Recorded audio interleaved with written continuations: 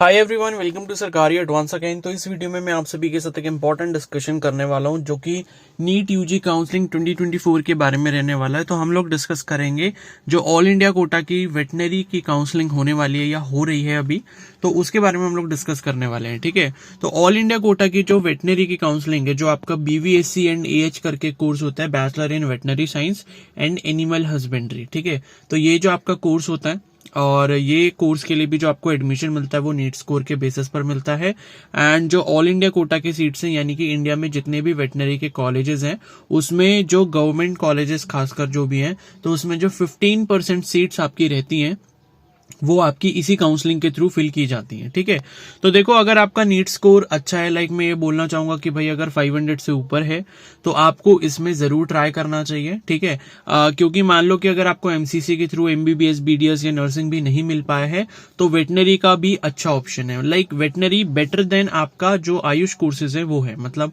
Ayush courses में जो आपका BHMS BAMS हो गया, तो उससे ज्यादा बेटर मेरे को ये लगता है कि आप वेटनरी के फील्ड में जा सकते हो। ठीक है, तो ये है कि भाई अगर आप यहाँ पर डॉक्टर बन रहे हो तो आप अपने लिए मतलब अपना भी कुछ सेटअप कर सकते हो। वैसे गवर्नमेंट वैकेंसीज भी इसमें बहुत आती हैं, आयुष कोर्सेज में गवर्नमेंट वैकेंसीज बहुत कम है।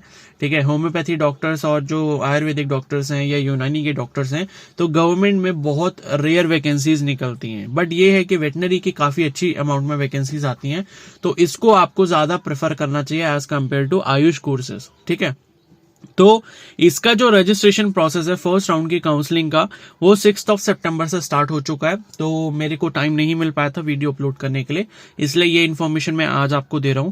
तो देखो इसकी जो फर्स्ट राउंड की लास्ट डेट है वो आज ही है, यानी कि 9 सितंबर को। ठीक है, तो अगर आप में से अभी तक किसी को इसके बारे में नहीं पता था तो वीडियो देखने के तुरंत बाद आप जाकर इसका रजिस्ट्रेशन कर सकते हो। ठीक है, आपको गूगल पे बस सर्च करना होगा VCI काउंसलिंग। VCI मतलब है वेटनरी काउंसिल ऑफ इंडिया।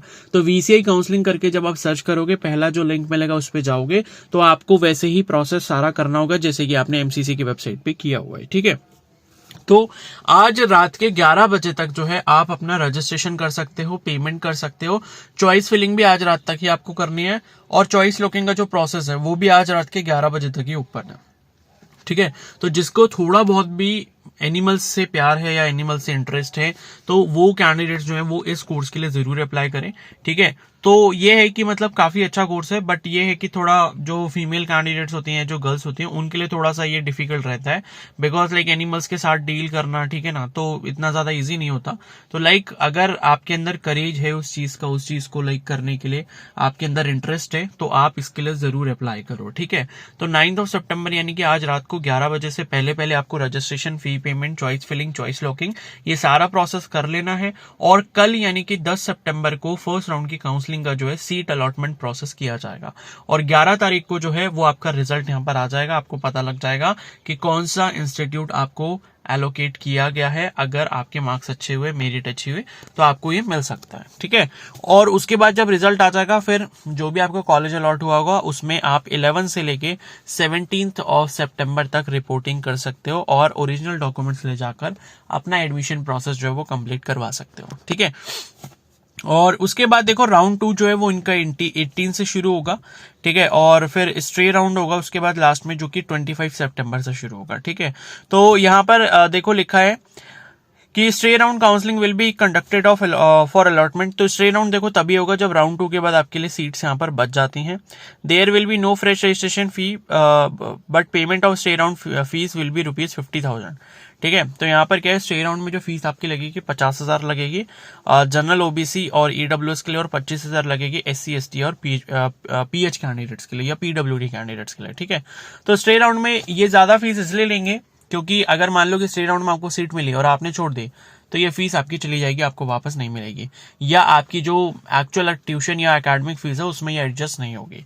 ठीक है ना, तो ये आपको रिफंड नहीं करेंगे। तो भाई काउंसलिंग में जब आप पार्टिसिपेट करो, इसका इन्फॉर्मेशन बुलेटिन, उसकी जो गाइडलाइंस हैं, रूल्स हैं, वो सारे एक बार अच्छे से पढ़ लेना। कितनी सिक्योरिटी फीस है, इसमें क्या फर्स्ट राउंड में फ्री एग्जिट आपको मिलेगा नहीं मिलेगा, मेरे हिसाब से नहीं मिलेगा। तो इन सब चीजों को अच्छे से चेक कर लेना। जब आपको एक्चुअल में पार्टिसिपेट करना हो काउंसलिंग में तभी आप इसका रजिस्ट्रेशन कीजिए, फालतू में मत करना। ठीक है, और दूसरी चीज ये भी है कि जब आप पार्टिसिपेट कर रहे हो तो चॉइस फिलिंग में सिर्फ वही कॉलेजेस डालो जहां पर आप एडमिशन ले सकते हो। अब पता चला आप नॉर्थ इंडिया से बिलोंग करते हो, आपने साउथ के कॉलेजेस में फिल कर दिए बस ये चेक करने के लिए कि मुझे मिलता है या नहीं मिलता, ठीक है, बट बाद में पता चल रहा है कि सिक्योरिटी फीस जो आपने पे करी थी वो आपको वापस नहीं मिलेगी अगर आपने एडमिशन नहीं करवाया। तो ये चीज आपको बहुत अच्छे से ध्यान रखनी चाहिए, ठीक है ना। तो चॉइसेस सिर्फ उतनी फिल करो जिसमें आप एडमिशन लेना चाहते हो एक्चुअली में, ठीक है।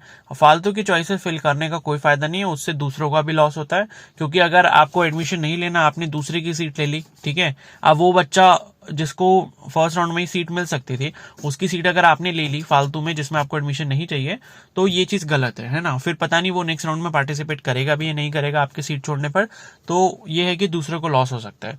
तो इन सब चीजों का ध्यान रखते हुए आप जो है काउंसलिंग में पार्टिसिपेट कर लो, जिसको भी करना है, ठीक है। और बस इतना ही है। तो अब इस वीडियो को यहीं पर एंड करते हैं, बाकी जितनी भी इन्फॉर्मेशन और होगी नीट की काउंसलिंग के रिगार्डिंग वो आपको मिलती रहेगी। तब तक चैनल को सब्सक्राइब कर लो और बेल आइकन को प्रेस कर लो। Okay, so thank you and have a nice day.